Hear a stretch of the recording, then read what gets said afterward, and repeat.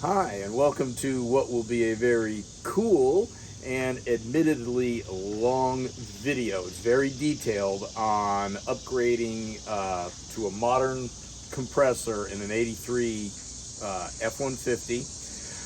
So the first part of the video is going to be all about making the bracket. So if you were doing a project like this, want to put a Sanden style compressor on your 83, or from that range of years of truck, I go into very good detail on how to adapt and modify the bracket.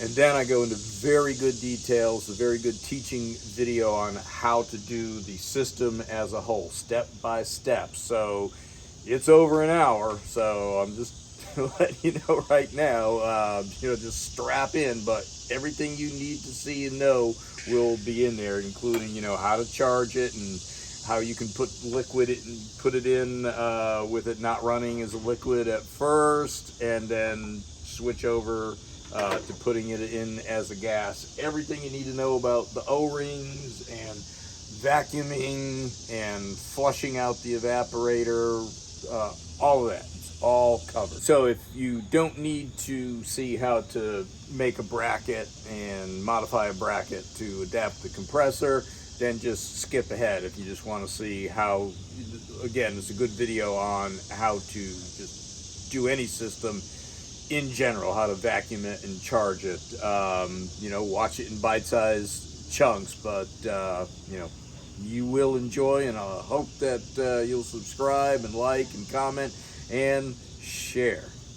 Let's get started. So what I got, and I got it from the original parts group of Classic Auto Air, and there's lots of suppliers out there, so just search and see who's going to suit your needs the best. And Vintage Air is another.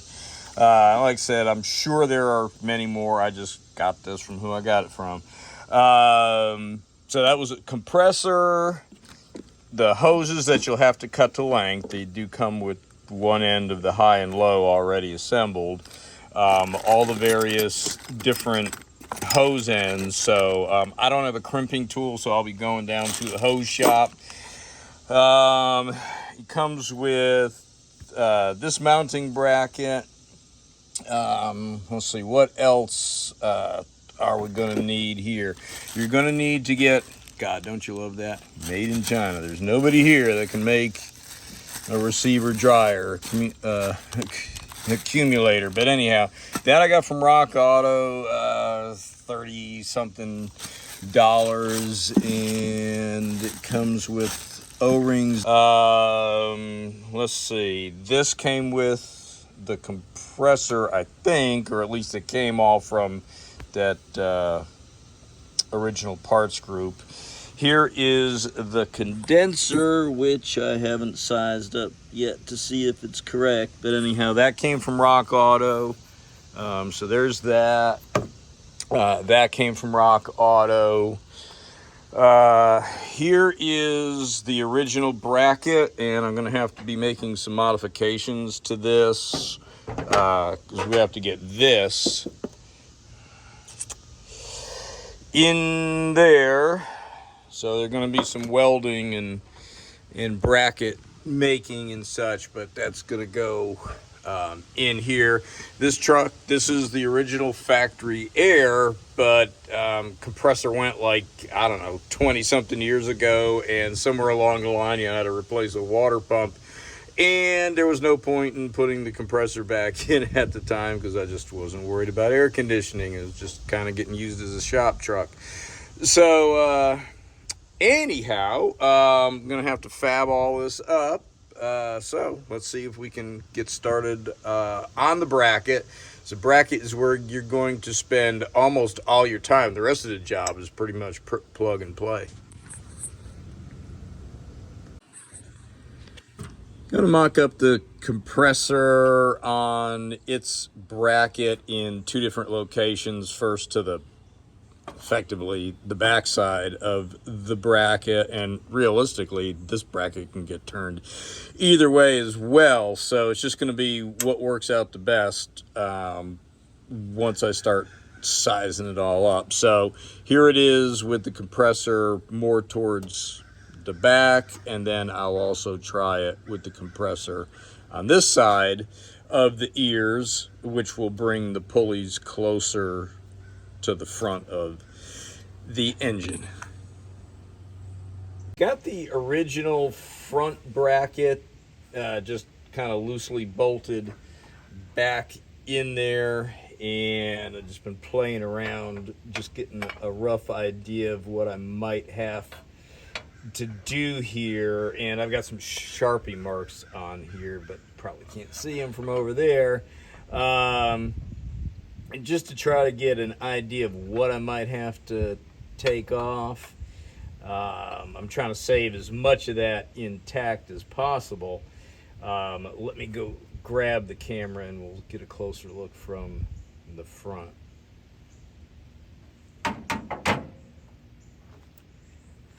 Okay, so this is the bracket that comes with the compressor, and as you can see, I've made some initial marks on here. What I am going to attempt to do here is kind of cut out this area, and actually I'll cut it out up until about here, so that'll open it all up in there. Part of mocking this up is the fact that that nut and this pivot point for the tensioner are there, so I have to make sure this bracket is not in the way of that when it's welded in place. I want to have plenty of room, but if I knock out this little section here and this here, I might have to come and take a little bit off of this. I don't want to really be cutting on. Kind of want to just leave that in place. It's extra work, but I don't want to be cutting in here, sparks flying up under the hood.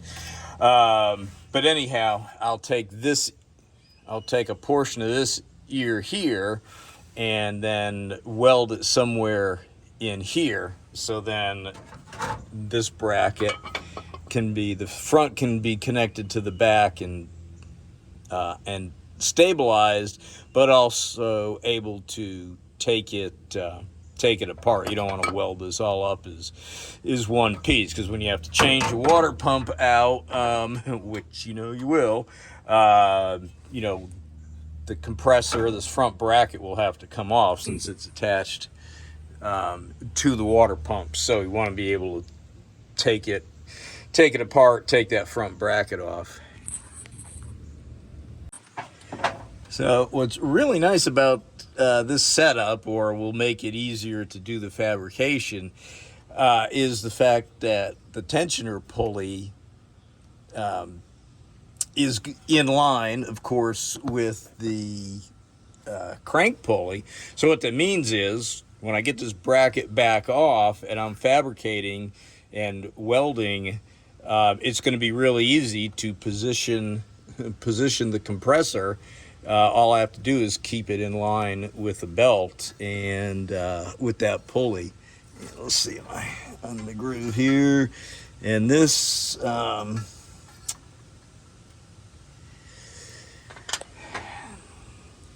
this belt might even work. So it's, man, if anytime you're monkeying around, I save belts and hoses and all kinds of stuff like that, because you'll always have another use for them. So of course, however I decide to position that bracket will also determine where you saw as I moved the belt around, you would end up bringing if I move the compressor this way, I have to bring that up. So I want it so I've got enough adjustability, maybe with an easy to find, easily replaceable belt.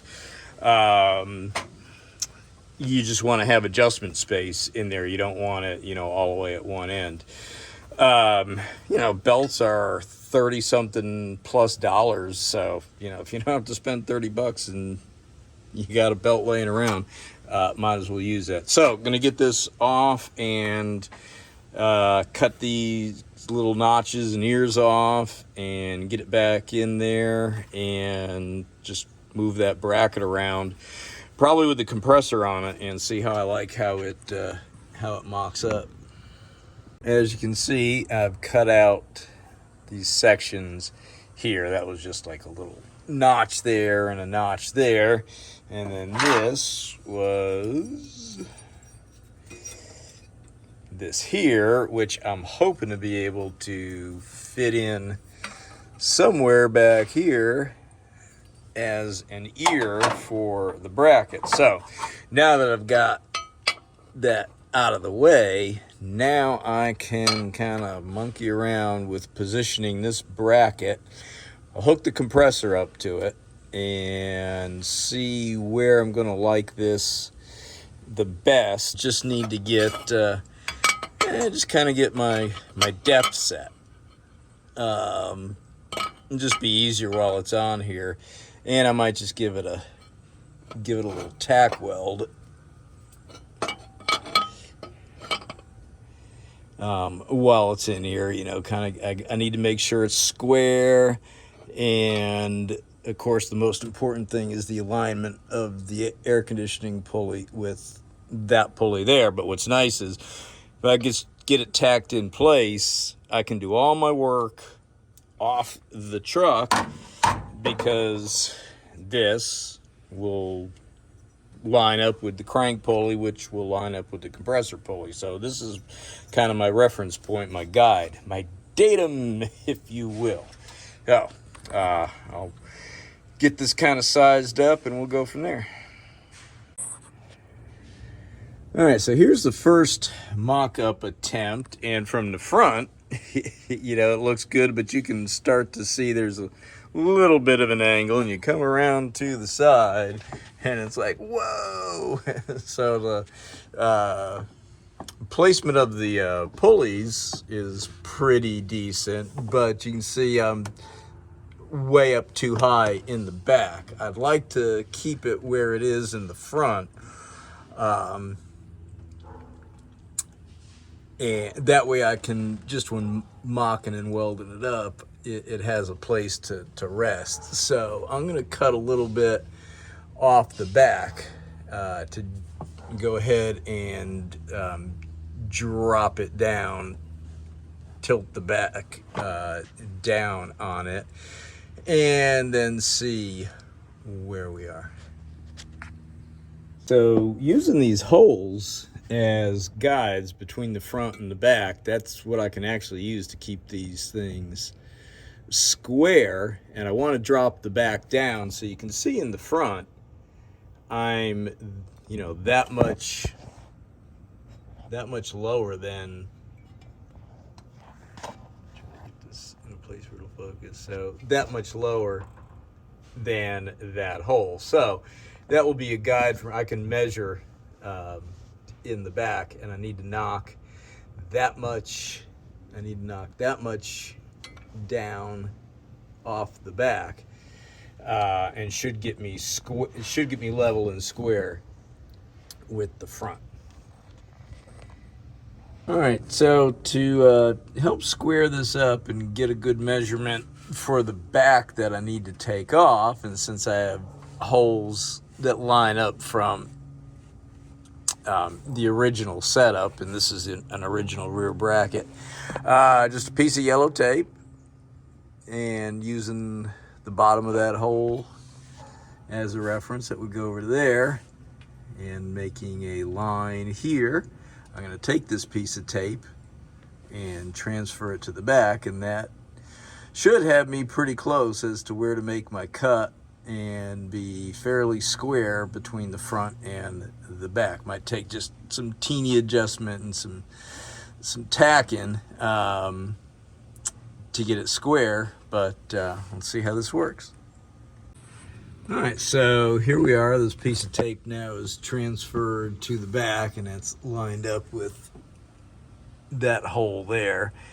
And so that gives me my measurement of where I need to cut down in the back so that my tilt front to back is correct and we should be looking pretty good here.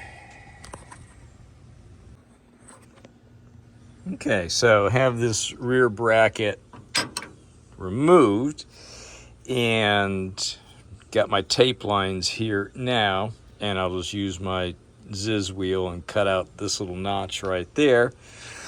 Slide this back into place and try our platform, our mount with our compressor, and see how that lines up now for you know, for a tilt front to back, and make sure we're square that way. Then get it in position so the pulleys line up with that tensioner idler there, and tack it, take it back off and weld it. And then this back piece, I'll put this, I'll also try to work out where I can get this ear in place to line up with one of these holes and have a place to bolt it from the front to the back.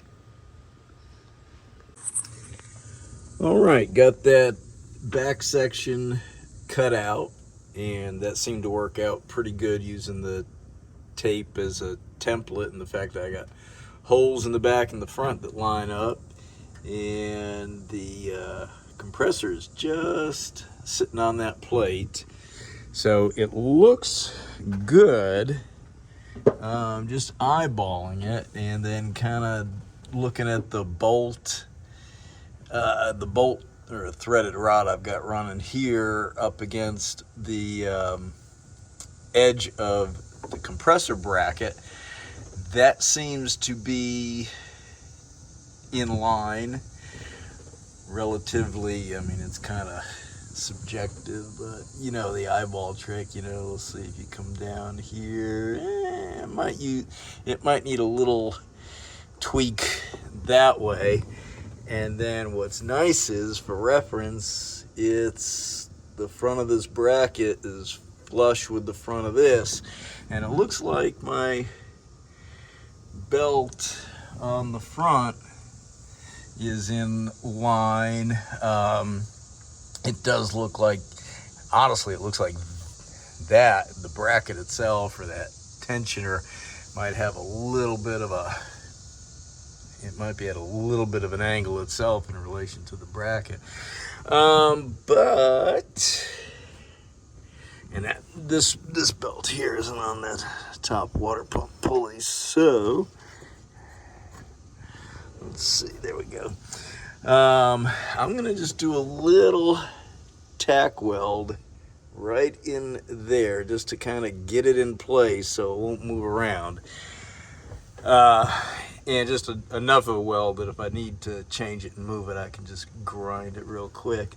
So gonna do that, and then try to get that ear up in the back here where I can, because again, I don't want this welded to that. I want to be able to take that apart as two separate pieces, so got to work on that too. All right, so the bracket for the most part is done. I will take it back off and paint it. Got that ear welded on, which was a piece that came up from here, so I reused, repurposed, just cut steel and moved it around. So that little ear now goes back there, so that'll give me good front and back support. And that is going to be it for now. And next we'll get on to condenser. Okay, it's the next day. In fact, it's the next evening. I had to run around and do stuff all day. But anyhow, there is the compressor bracket. All right, the replacement condenser does mostly somewhat resemble the original one. It looks, this is kind of wompied though, so I'm gonna carefully see if I can open that up. You can see that bend is heading like straight into the engine.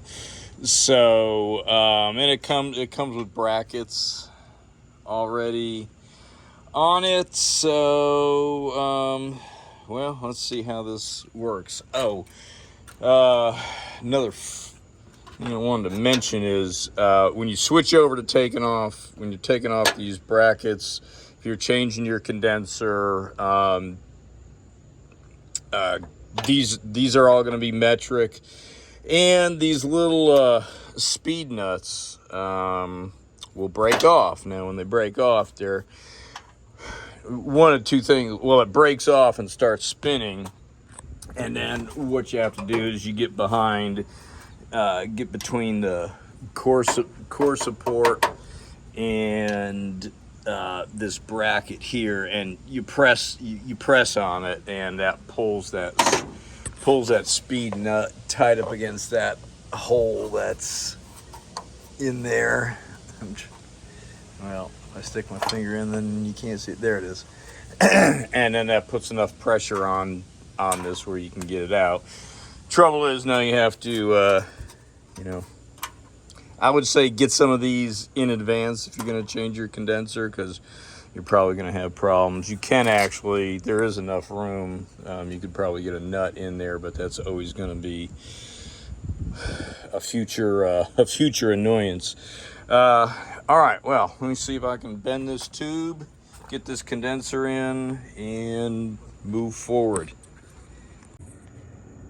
All right, new condenser is installed, and that bent back out easily, without too much force or anything. So, I don't have to worry about, that cracking anything. What I don't like, though, is the fact that it's just kind of, it's flapping in the breeze. You don't have... And these brackets don't transfer from your original over to that. So, this is all going to be prone to vibration. There might be a way to secure this a little better. But that's going to lead to cracking and such. So, lucky though, you can get one of these things at all. So, next thing, get the compressor mocked back up again, and figure out these hoses.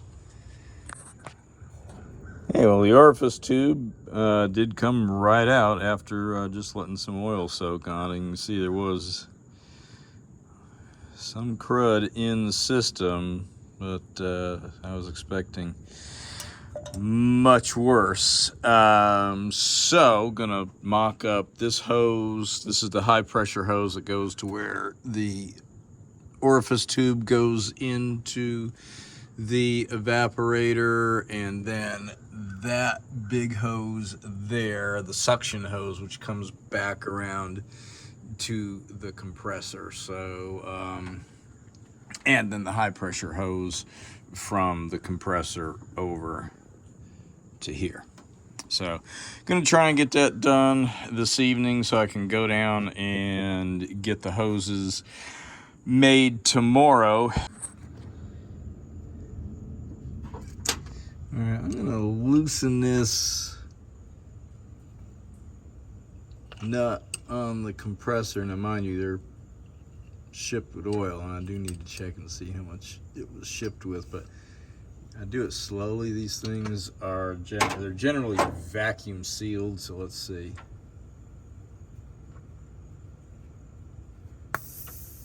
Yeah, did you hear it? Made a little pfft. So, all right, so that's our high pressure.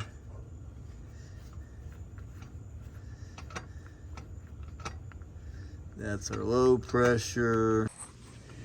Well, a box full of all of these fittings really doesn't matter if the biggest one you need still isn't big enough. So the problem is right here with the suction line going onto the accumulator receiver dryer. It needs to be one size bigger. So You can see this is the original one that came off, and it is the same size as the replacement accumulator. So at least I'm glad to see that they were standard on that, because that would create another issue. So I'm gonna have to go down to the hose shop with this, and then see if you know, if they don't have a fitting we can make one. I'm sure that they do. So I chose to go with this routing here. So there's the low going all the way across back over to there, and that hose will stay about the full length. And I decided on this, I decided it's better to have them both facing towards the rear and have a little bit of slack in them. And then this one I'll mount it to the fender here, and then I'll put a clamp on that one to hold it up back there. And so this one will get cut a little bit. So this one I should have the end with me to have them make up. But honestly, there's some potential storms on the way. It's getting kind of late, so I might have to knock off for the evening on this. But coming together, looking good. All right, well, this is also super annoying regarding the fittings. An entire box, God knows where, a dozen fittings in here, every single one of them female. Well, look at the end of the high pressure side going into the condenser. I need a male fitting going in there, so maybe I have an adapter somewhere. But anyhow, yeah, that is most definitely that's all for tonight. So that's really irritating that you would send.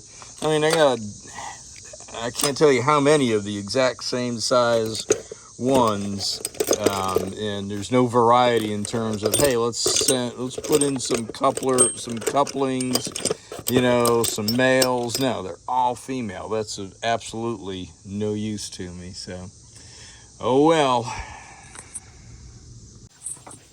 All right, with the hoses made up, all crimped, it is now time to get the accumulator off, the original one, the one we're going to replace, and run some flush through the evaporator and get that all cleaned out. So I'll get the camera mounted and we'll show that.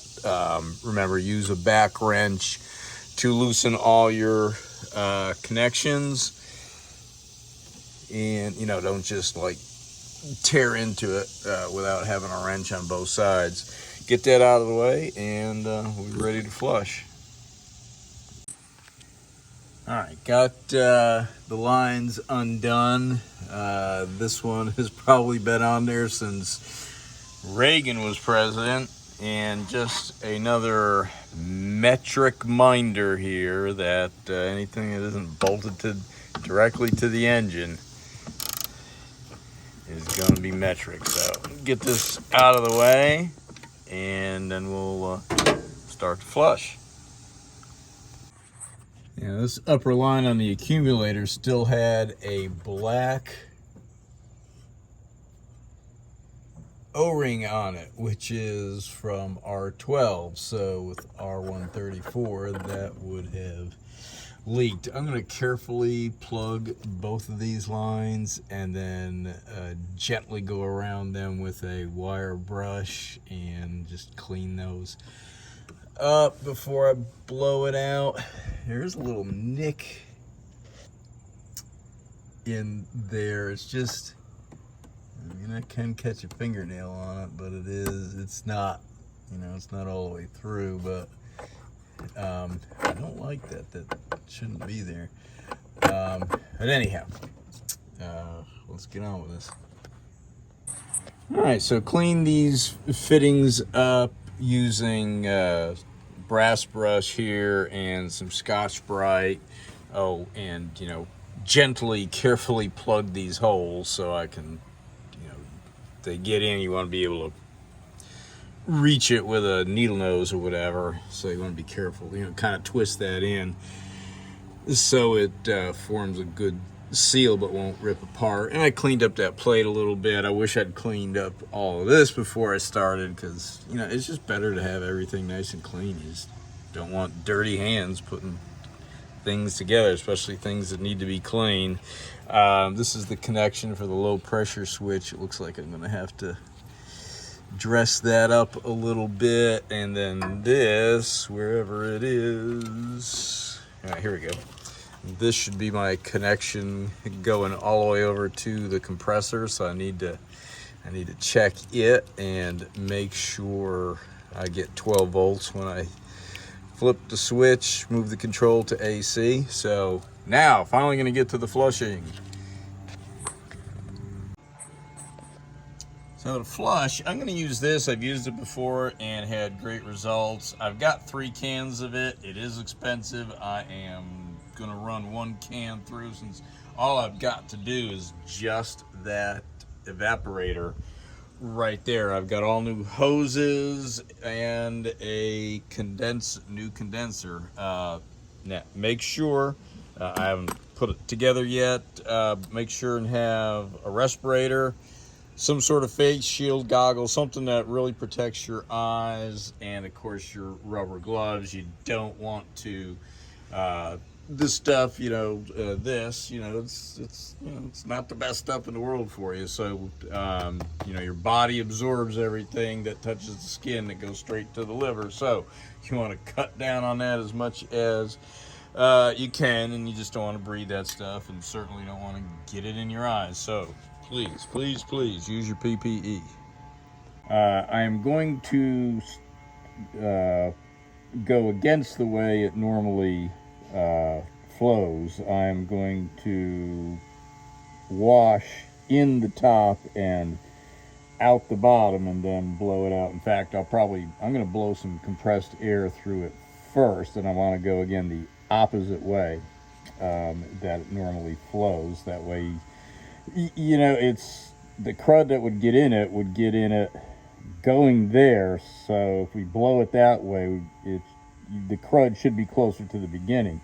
If you blow in the direction it goes with the orifice tube out of there, now you are going to blow stuff all the way through all of those coils, and potentially create a problem that, you know, you didn't even really have. So let me do that next.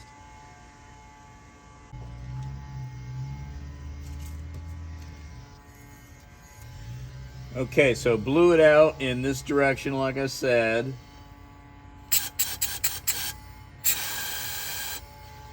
And now I'm going to do the same thing with the flush.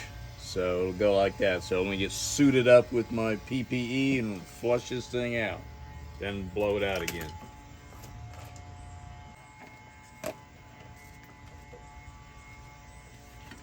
Alright, so let's go ahead and get this thing flushed. Again, I'm going against the normal flow.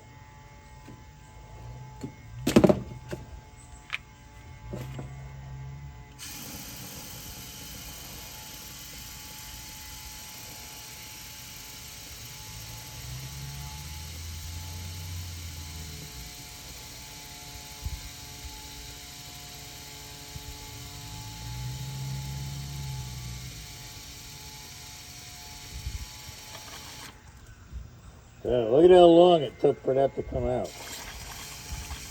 And it is, I don't know if you can see it on the camera, but it's ooky dirty.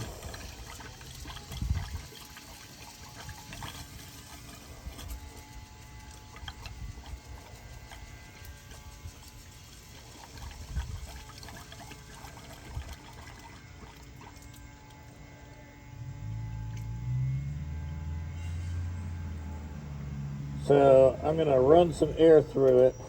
Basically, you want to do this till that comes out clean.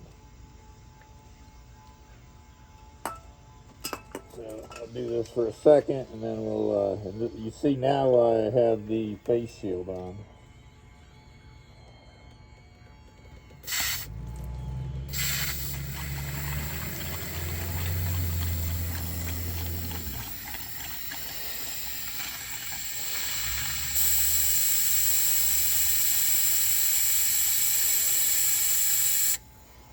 Alright, so I'm going to cover this area up, so I'm going to turn the camera off, so you really won't see anything. But now you see why I'm wearing, I don't know if you can see me or not, wearing a respirator and the face shield. But I'm going to blow this out with higher pressure till, you know, I get all the crap out. Then run another can through and blow it out again. And it does take a long time just to do this one little section.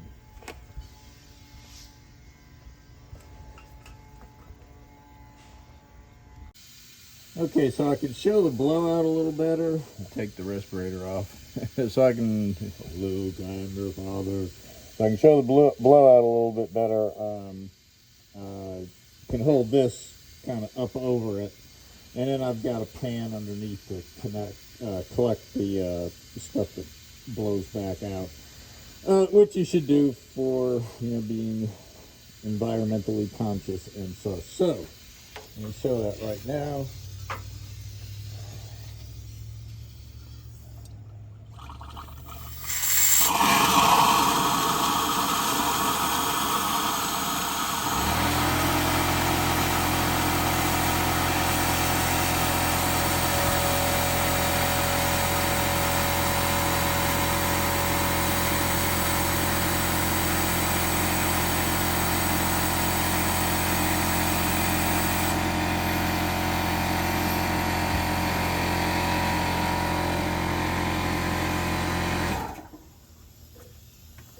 So the compressor's annoying, but I'm going to run one more can of flush through it. After I want to blow this out the rest of the way, and then run one more can because it still has a hint of dirt. It's not as clean coming out as it is going in. So glad I got 3 cans. Okay, so got some prep work to do before we just launch into this. So we've got some O-rings attached to our lovely Chinese accumulator. So we're going to match those up and make sure they fit on the ends over here of our hose and such all right there. The other thing is, again, as I said before, the box and the box O connectors and everything that came with this kit, there wasn't a single one I can use. And in fact, I sent a variable orifice tube, or a variable orifice tube.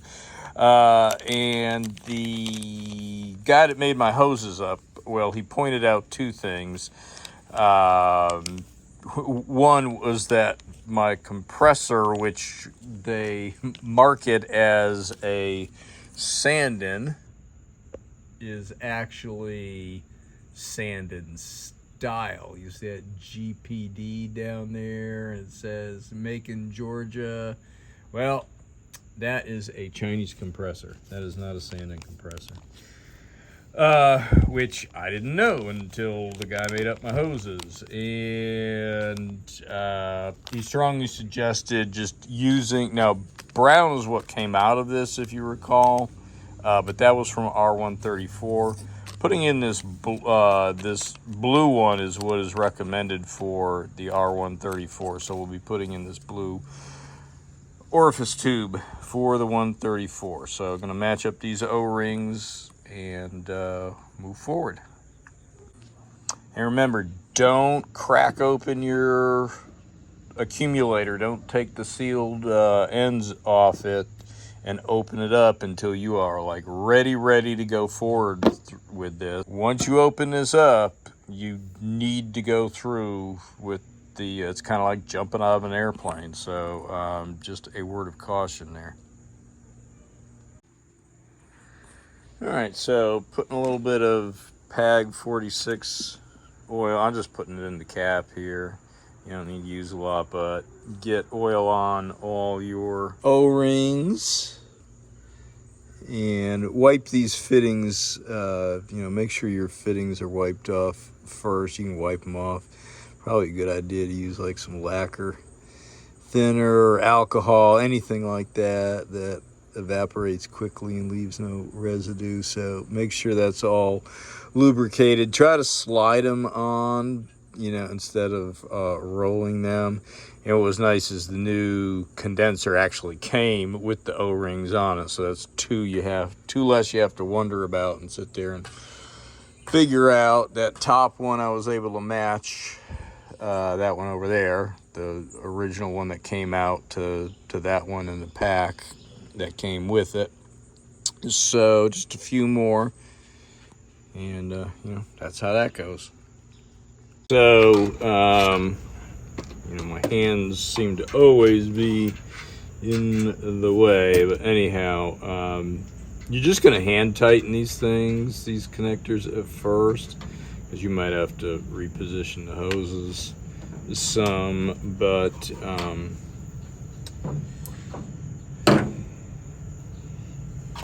trying to do this where my hand is not in the way, and I'm sure that it is no matter what I do. So get them snug, and remember, when you tighten these down, you go easy on them. When you actually tighten them with a wrench. So this will connect.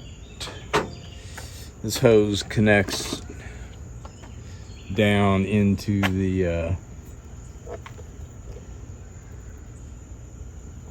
evaporator right there once the orifice tube is in.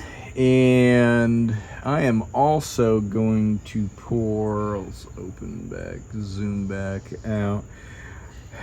The compressor comes with 5.7 ounces, and I like to use this dye just in case there is a leak.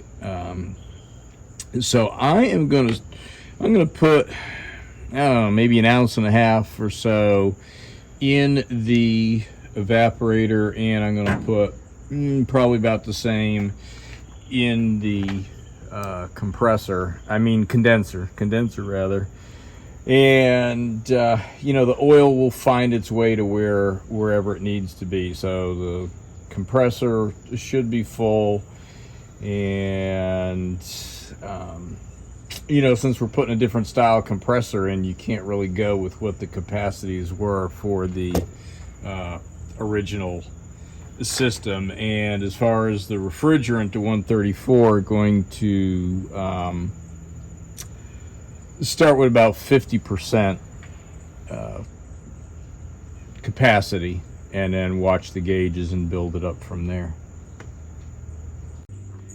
All right, so I've measured out, maybe that's like 1.5 ounces or so of the PAG 46 oil that's got the dye in it. And let's see, I'm going to pour from over here.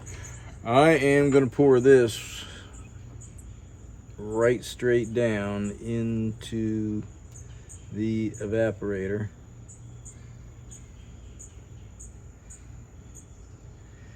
All right, so that's in there.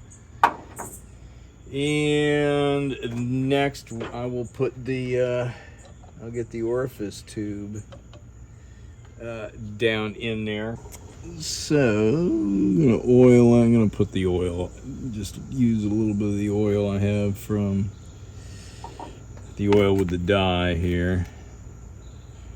Lube up those O-rings, and of course it's already got some down in there, so it goes in this way. The colored tip goes up. So I'm gonna take 2 on the orifice tube. I was trying to reach and push it in, and you've got to be like straight above it, and it will push. Whoops. Be careful. It'll push right in. So just push it in until it stops, and that's how it should look right there. If we can still see that. Yeah, there we go. So connect that hose up and match up a few more O-rings, and that might be it for the night. Now here's the original orifice tube that was in there from when this was was running R12 originally from the factory. This is what came with the kit, which is a variable orifice tube. And again, I got the compressor, the hoses, this box of connectors and such from the original parts group of Classic Auto Air. And, you know, I gotta tell you, I'm disappointed. So just shop around and be buyer beware and all that stuff. Now, even though these bags are opened, it was because some connectors came in there. I was just trying to check the size of the ends. But as I mentioned earlier, not a single thing in this box could I use. I had to get... we went and had my hoses made, and had... I needed male ends to go into the condenser, so you can see on both ends, and every single fitting in here is female, and I didn't have the size I needed, this really big size to go into the accumulator. And what else? They shipped a size 6 hose for the high pressure, and the guy at the AC place that made my hoses, just advised me to use a size 8. I don't do a whole lot of AC work, so all the ins and outs and everyday stuff, things like that, I just wouldn't know. Someone that's in that business would know that better than me. And, as far as this variable orifice tube, it was just in the box like that. Just loose, not in nice little protective little bags. So, there was cardboard dust and stuff on it. So, that was annoying. And as you saw previously, I put in the blue tube, which is what the guy that actually does a lot of conversions himself, where he made the hoses, recommended using the blue tube for the R-134. He knows about these, but he never used them, and he knows the blue tubes work, so that's what I went with. The other thing he pointed out, and I don't know this to absolutely be true, but as soon as he saw the compressor and saw GPD, which I think is Global Parts Distribution, make in Georgia, this is not necessarily a Sanden compressor. It is basically a Chinese knockoff, according to him. It is a Sanden style compressor, and what's interesting is the brackets and stuff, clearly said, Sanden York adapter bracket, but the compressor just says SD something. I don't have the invoice handy with me.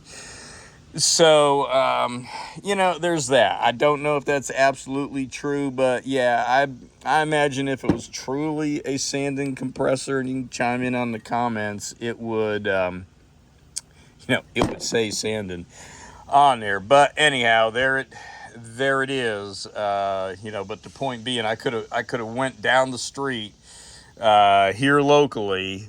The guy had a real for sure Sanden compressor on his shelf, all the stuff to make my hoses, and could have got out of this a lot cheaper and done it instantly. I had to wait like 3 weeks for this stuff to come. So anyhow, let's see, got all the O-rings all ready to go. So I want to get the system all hooked up, closed up, so I can vacuum it down. I do have a little bit of work I want to do under here. You saw that that hose has got some wear on it on this fuel line here coming out of my pressure regulator. And so I want to correct that before I get everything bolted in place. Okay, gauges are hooked up right now. I've got everything closed, and we're hooked up to the vacuum pump down there. So I'm gonna go ahead and open my gauges here so we can pull from both sides.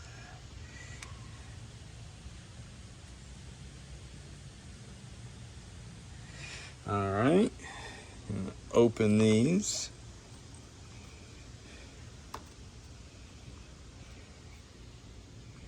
And let's turn it on and see what happens here. And the other thing I want to add is you want to have your air valve open up here. So let's turn it on, and we should hear this pump change really quick as soon as it starts sucking down if there's no leak.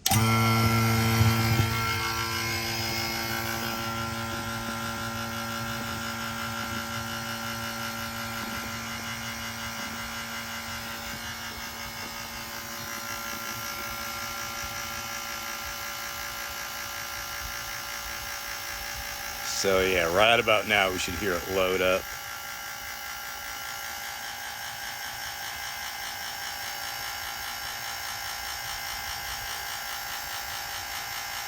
And we're at 28, which is 28 inches, which is a full vacuum.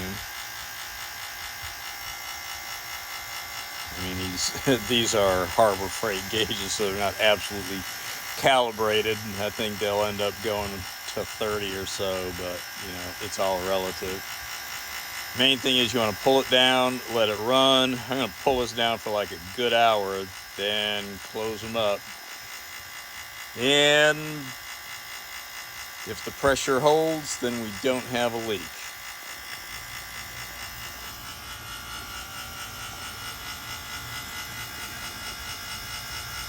All right, I've been running this for several hours. No reason not to. I had to run off and do some errands. So now I'm going to, let's say, close these valves.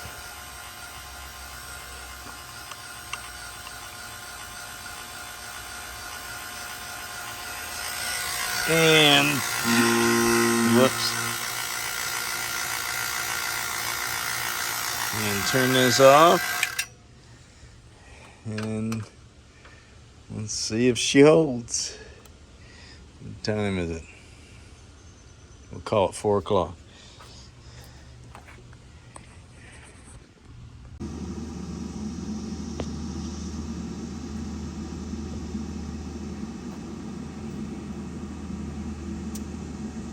Okay, got AC set to on, and I've got my low pressure switch jumped so I can be able to do an initial charge on this. So there we go. We see our compressor going in and out, so that is good. Grab the camera here. I need to move my gauges. I had to drive the truck, so I had to have my gauges kind of strapped in, but what's good is we see it held the vacuum. And what else? Here is our bypassed low pressure switch. Will get connected back in there, but I need it bypassed just so I can get some initial charge in there.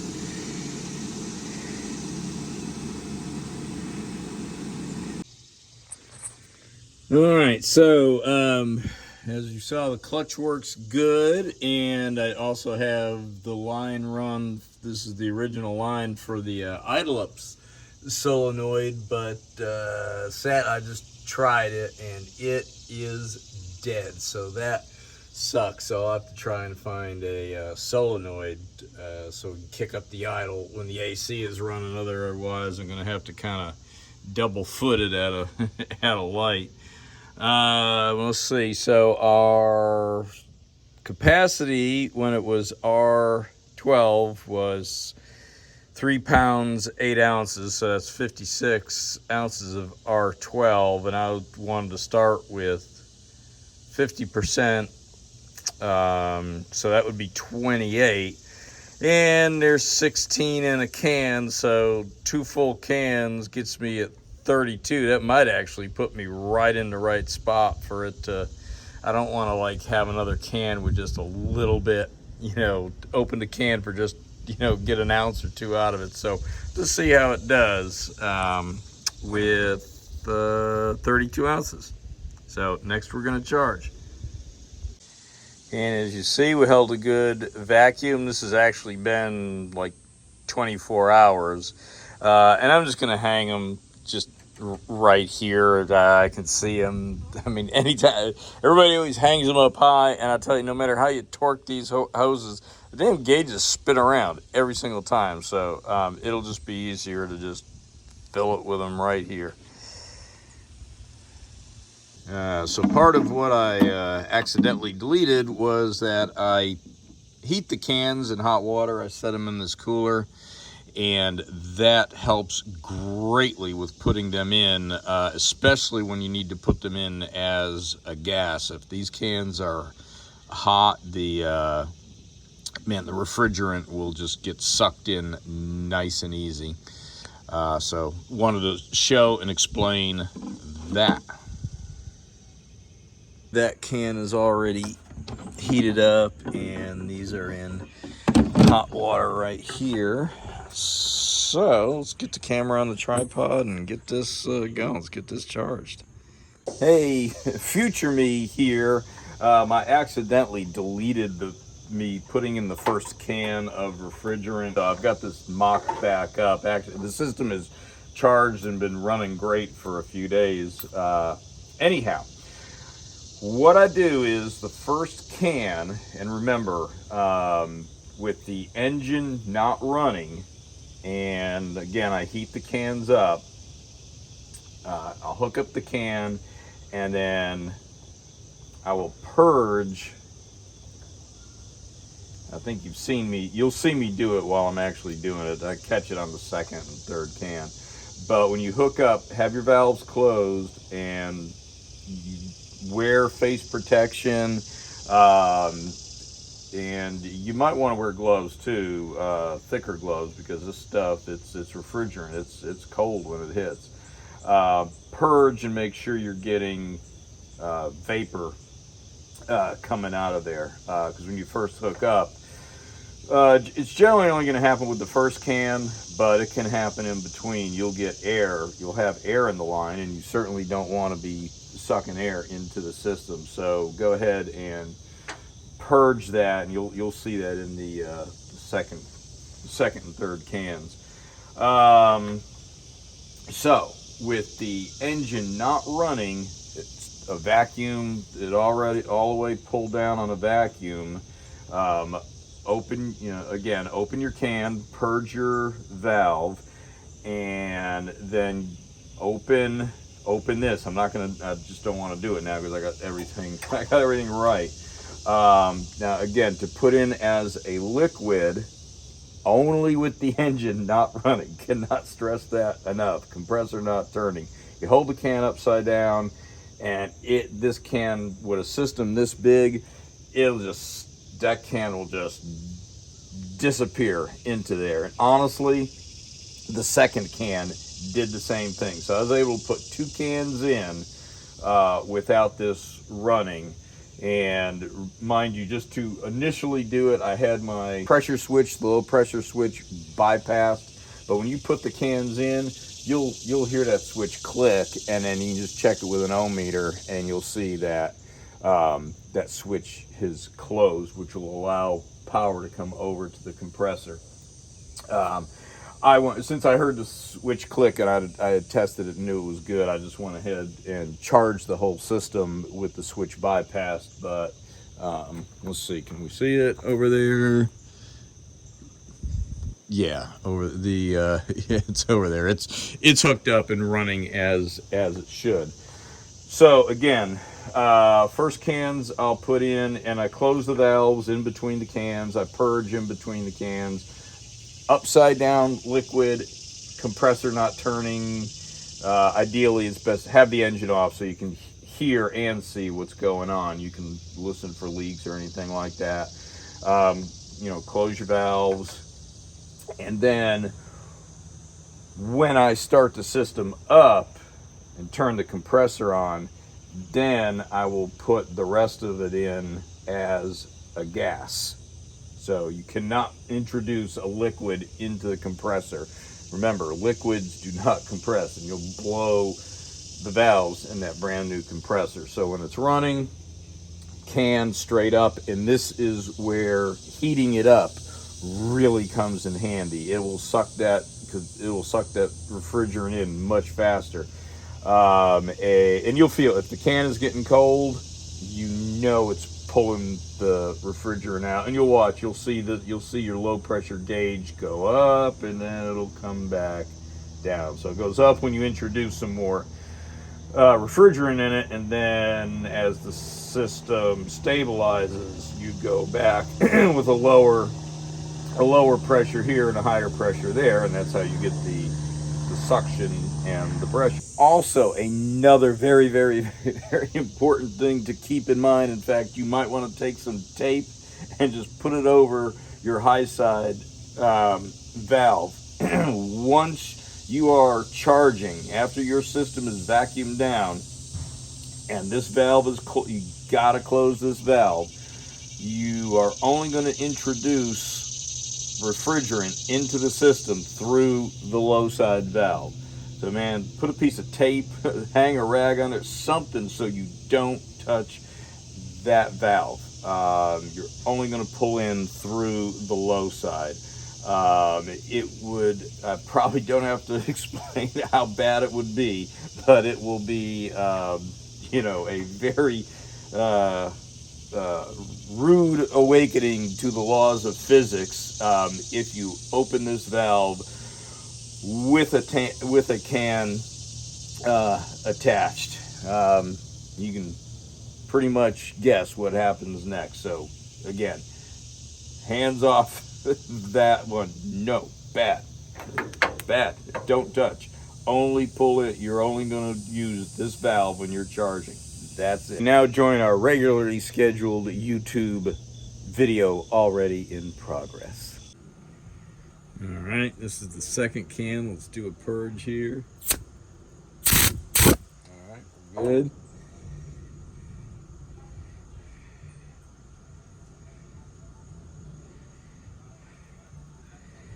And put this in and see what happens. And again, I'm putting these both in with it not running. The can's hot, and I'm putting them in as a liquid.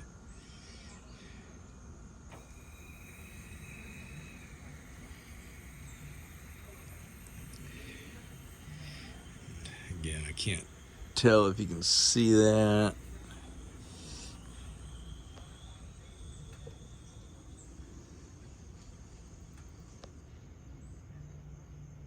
Yeah, you can see in there in the sight glass, so you don't ever want to do that with it running.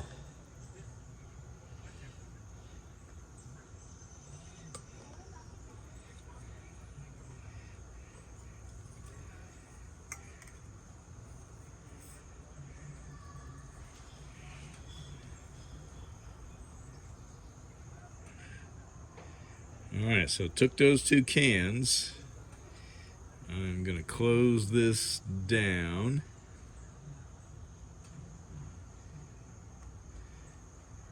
Remember, never open that guy when... So we got both these open. These two closed now. And I'm going to start it up and see what we got.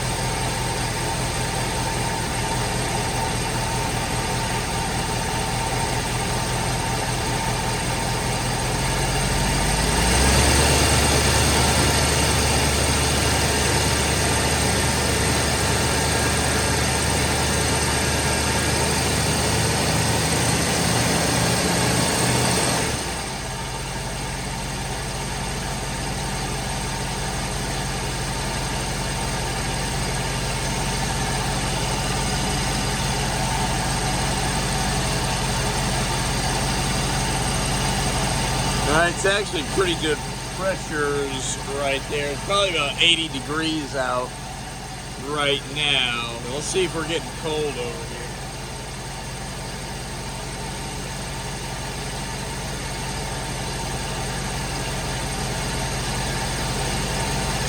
Yeah, it's cool, it's not cold.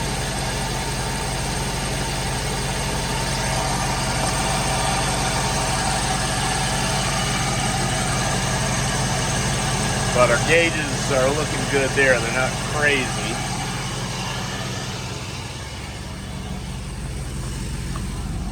Now, let's see what's going on in here. What's that say?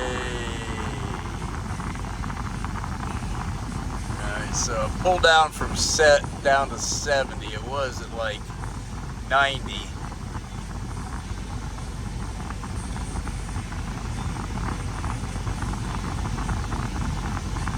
Alright, so I'm going to put a little bit more in there.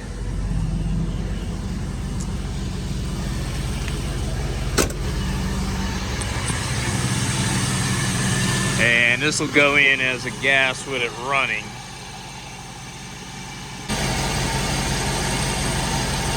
Alright, so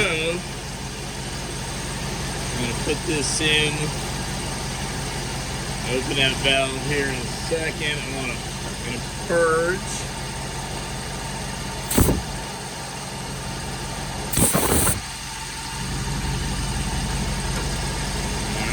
And slowly open that up.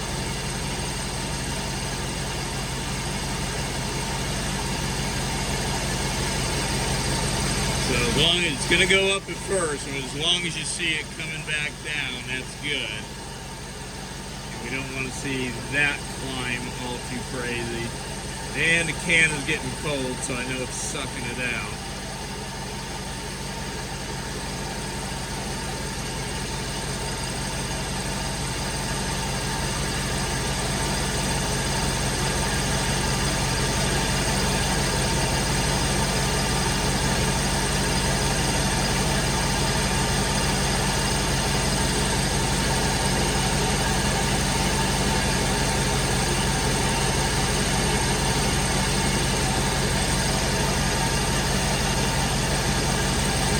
Alright, my suction line is getting colder over there.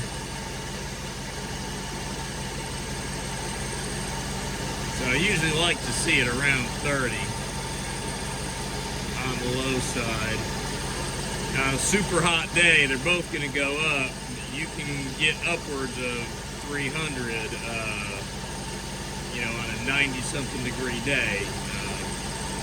It's really hard on the system.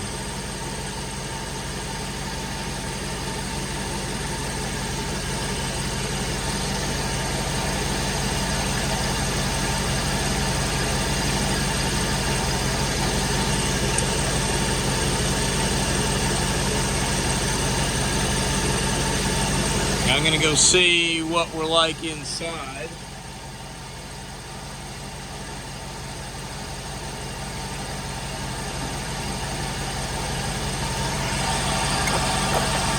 Let's take a little walk here.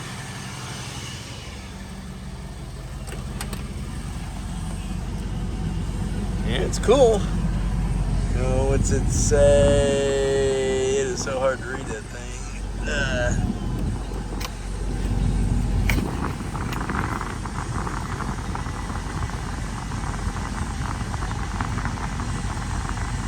Like 58, 59.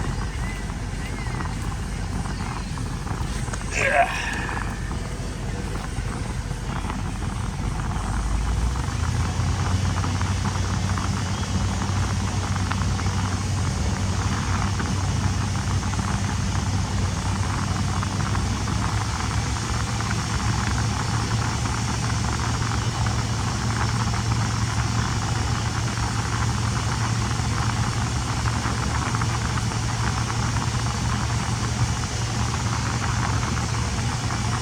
It does feel pretty good coming out of there. Actually, it is pretty cool. Boy, there hasn't been AC out of these ducts in 20 plus years.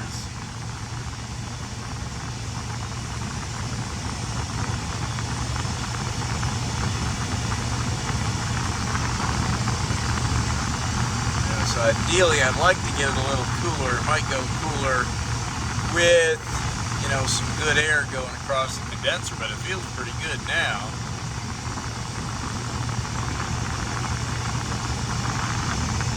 And I'm giving it some gas, so we're up 1900 RPM or so. It actually feels pretty good. All right, so it's coming down. And we're like 50. I don't know, I might leave it where it is. Let's see what the line looks and feels like on the...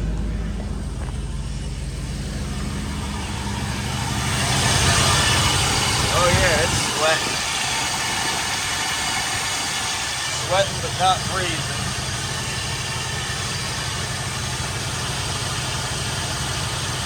What the pressure look like.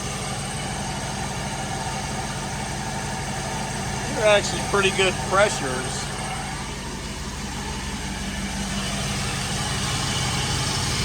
Oh yeah, that's ice cold air. I think I'm gonna leave it right where it is and see how it performs. I don't want to put too much in there.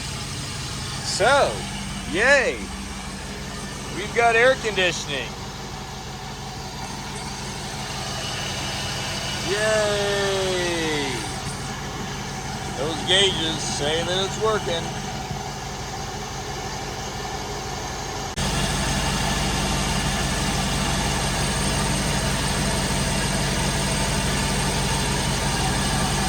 Yeah, so actually I put in 3 cans. Shame on me, I didn't have that valve all the way closed.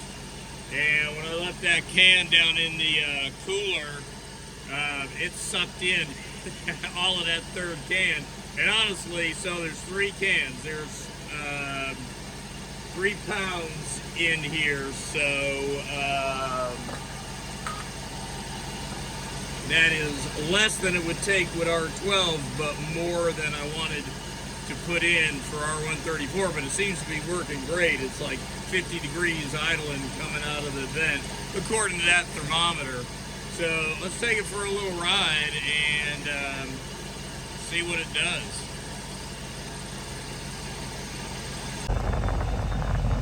All right, so just took it for a ride and we are in the green. We are in the green cold zone here. Let's look under the hood and see how good we're dripping.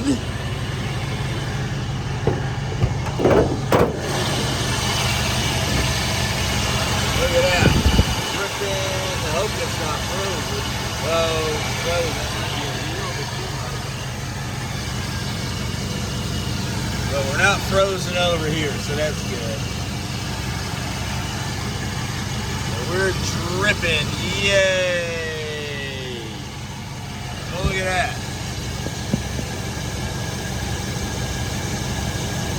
Boy, that has not happened in 20-something years. Look at that. That is awesome. Look at that. Oh my goodness. That is awesome. Okay, well, hope you enjoyed this video on how to upgrade your AC in a 1983 F150 and put a modern Sanden style compressor in there and charge it with 134. So if you enjoyed this video, found it helpful, useful, entertaining, go ahead and vacuum down on your like and subscribe buttons and charge those comments, and I will see you on the next one. Thank you.